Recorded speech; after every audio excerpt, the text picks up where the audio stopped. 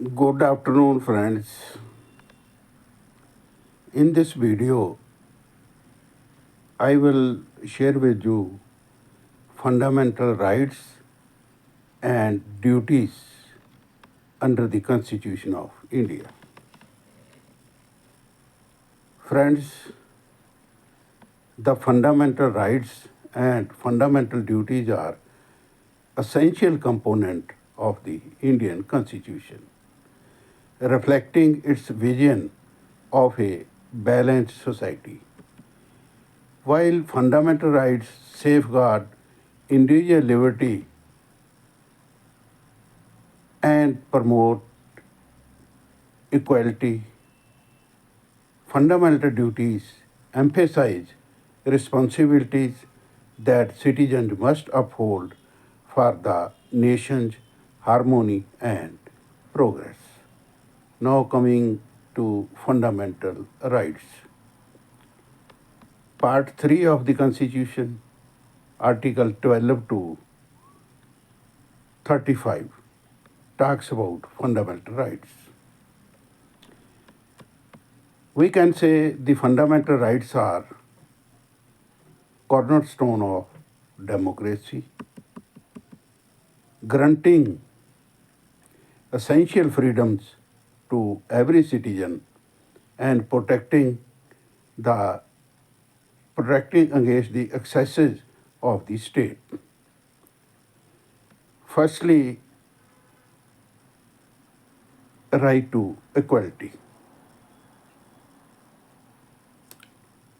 No doubt Article 14 talks about equality before the law and equal protection of laws.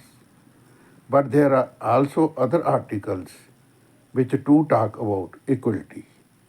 So Articles 14 to 18 talks about right of to equality.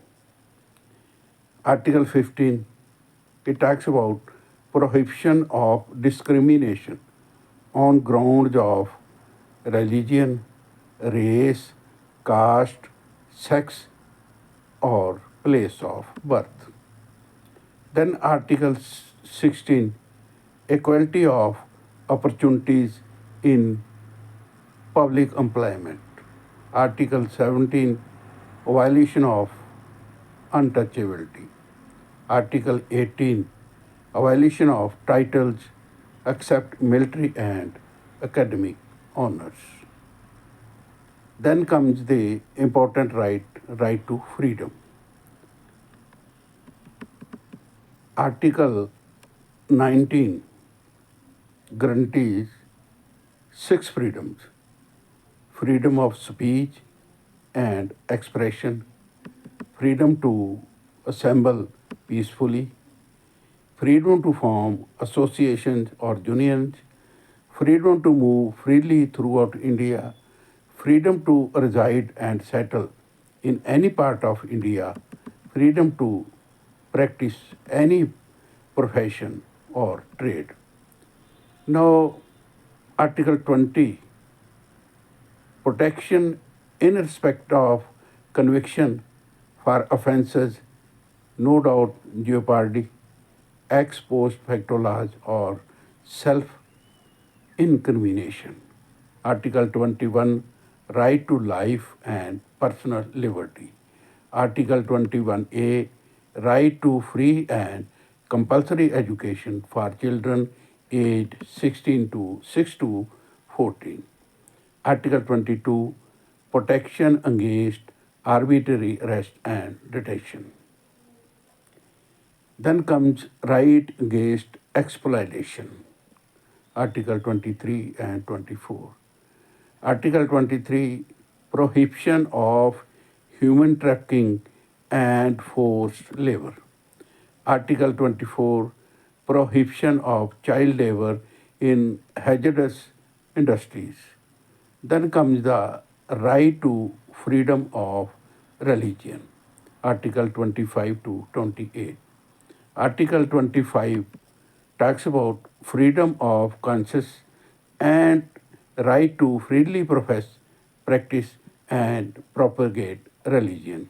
Article 26 freedom to manage religious affairs.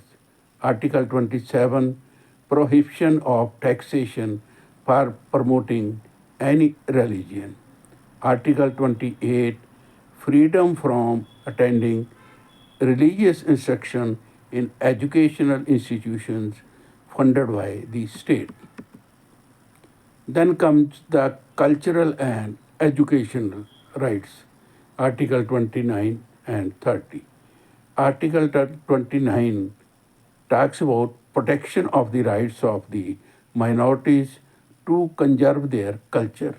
And Article 30 talks about right of minorities to establish and administer educational institutions. Then comes the right to constitutional remedies. We all know Article 32. It empowers citizens to approach the Supreme Court, and Article 2 to 6 to High Courts for enforcement of fundamental rights through writs like habeas corpus, mandamus, prohibition, certiorari, and quo warranto. There are restrictions on fundamental rights. They are not absolute. Fundamental rights are not absolute and may be reasonably restricted in the interest of sovereignty, security, public order, morality, and decency. Now, let us do our duties. I mean to say fundamental duties. Part 4A of the Constitution and Article 51A talks about 12 fundamental duties. The fundamental duties were incorporated by the 42nd Amendment of 1976, inspired by the Soviet Constitution. They outline the moral and civil responsibilities of the Indian citizen. Now, it shall be the duty of every citizen of India, first one, to abide by the Constitution and respect its ideals and institutions, the national flag and national anthem. Second duty is to cherish and follow the noble ideals that inspired India's freedom struggle. Third one is to uphold and protect the sovereignty, unity, and integrity of India. Fourth one is to defend the country and render national service when called upon. Fifth one is to promote harmony and the spirit of common brotherhood among all the people of India, transcending religious, linguistic, regional, and sectional diversities. Sixth one is to renounce practices derogatory to the dignity of women. Seventh one is to value and preserve the rich heritage of India's composite culture. Eighth one is to protect and improve the natural environment, including forests, lakes, rivers, and wildlife, and to have compassion for living creatures. Ninth one is to develop scientific temper, humanism, and spirit of inquiry and reform. Tenth is to safeguard public property and abjure violence.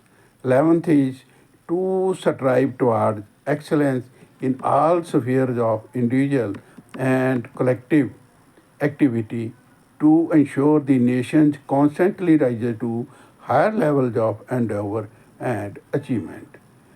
And 12th one is which was added by the 86th Amendment Act 2002. It says to provide opportunities for education to children between the age of 6 and 14 years. Now, Coming to relationship between fundamental rights and duties. Rights and duties are complementary.